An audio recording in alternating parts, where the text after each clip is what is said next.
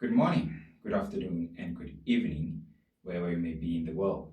Welcome to my channel. Welcome to this segment where we'll be discussing probability and looking at the last question for our exam preparation series, which is question 11. All right. I hope you have your pen and paper with or your notepad just to work along with me as I, do the questions and present them on the board and the solutions and ensure that you are just aligned to what I'll be doing. All right. So let us take a look at the first question.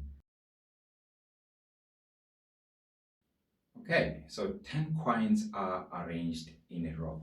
Okay, so we're asked now to find out how many different ways can we arrange them in this row such that there is no repetition, because now the coins have the same value in terms of the currency. It's 1 rand, it's 5 of them, but they are all of them 1 rand coins. 3 of them, but there are 2 rand coins, and the last ones, there are 2 coins of 5 rand value there. So we need to account for repetition. Yes? So let us do it in terms of the placement diagram first and see what will be the repetition that occurs from what we're given. So in the first place here, well, there are 10 places or 10 spaces here. We can choose from 10 coins. 5 plus 3 plus 2 is 10 coins, right? And then 1 goes in there. We have 9 choices. 8, you can see the pattern now, guys. 6, 5, 4, 3, 2, 1. The fundamental counting principle says that total number of ways can be expressed as the product of all the different ways you can do it individually. Okay, so what does this represent? 10 factorial. However, we need to account for repetition. How many times can we repeat the 1 rand coin? 5 times. So we divide that by 5 factorial, okay, times. That is not the only coin that can be repeated. How many times can we repeat 2 rand coins? 3 times. Okay, and then the last one is 2 factorial. Okay, we don't want ambiguity, right? A 1 rand coin is a 1 rand coin. Okay, so that doesn't change. So the total number of ways will be, if you plug this in a calculator, you get 2,520 ways. Okay, so this takes care of the first question. Basically, you had to get the total number of ways, including repetition, then account for repetition by dividing by, 5 factorial times 3 factorial times 2 factorial. Straightforward. So that takes care of that one. Let us go to the next question. Take a look. Okay, so in this question, we are dealing with a tree diagram, okay, where we are picking oranges and not picking oranges, okay? So in other words, there is a 70% chance that you will pick the oranges in the first harvest and 30% chance that you will not pick the oranges in the first harvest. That takes care of that part. The second harvest is expressed like that. 35% chance of picking the oranges and 65% chance of not picking it. The same for that as well. So what is the question? What is the probability that a randomly selected orange will not be picked? Okay, so where is that? Not picked is right there and not picked is right there. So 0.3 times 0.65.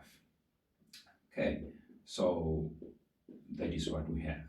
0.3 times 0.65 giving you 0.2. Okay, about 20%. Great stuff. Let's go to the next question. Take a look. Okay, so we are given 3 bullet points there that expresses different percentages as to how these oranges that are picked will be used.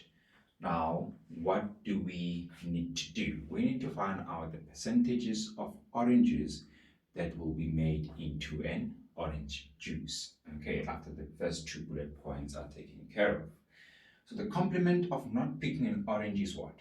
Picking an orange. So if you have 0.2 for not picking an orange, so this means the complement of this will be 0.8. okay? And we need to find out what percentage is going to be made into an orange juice. Okay, so this means 80% of the oranges basically will be picked, but what percentage of this will be made into orange juice? 31 plus 9 gives you 40%. Okay, so 100 minus 40 gives you 60. And that means the probability of producing a juice here from this 80% will be 0.48 or just 48%. Okay, and the rest will be exported or used for other purposes. All right, so this takes care of question B2. Great stuff. Let us go to the next question. All right, so this last question, B3, is really asking us to consolidate what we know so far about the oranges, and specifically for exporting reasons, and come up with the total number of oranges that were potentially in the total crop. So what do we know so far? From the question, we know that there are 120 oranges per box. There were 172 export boxes in total. So the total number of oranges then is 20,640. Okay, just given this information. Okay, so we don't know what the oranges, how many oranges there were in the total crop. So let that be X. However, from the previous question, we know that 80% were picked, but 9% from the information items that were given, 9% of that was exported.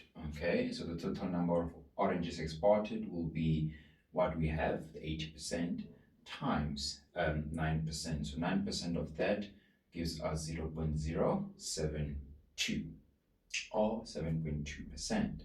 Okay, so these are the total number of oranges exported. From here, we divide it by the total number of oranges that were picked. This gives us the 0.072 or the percentage.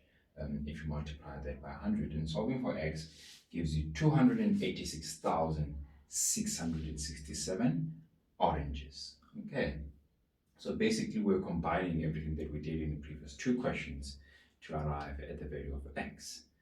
Guys, thank you so much for being with me for the past 11 videos for the exam preparation series, and this will be definitely the last video for paper 1, and therefore we are now going into paper 2 exam preparation series. So be on the lookout for that, and thank you for watching all these videos. I believe you watched every video from start to finish. If you haven't done so, I do advise you, to do so, because definitely you don't want to miss anything, miss any concept that was clarified. So yeah, great stuff. I'll see you on the other side. Keep well and go out there and achieve excellence. Shap shap.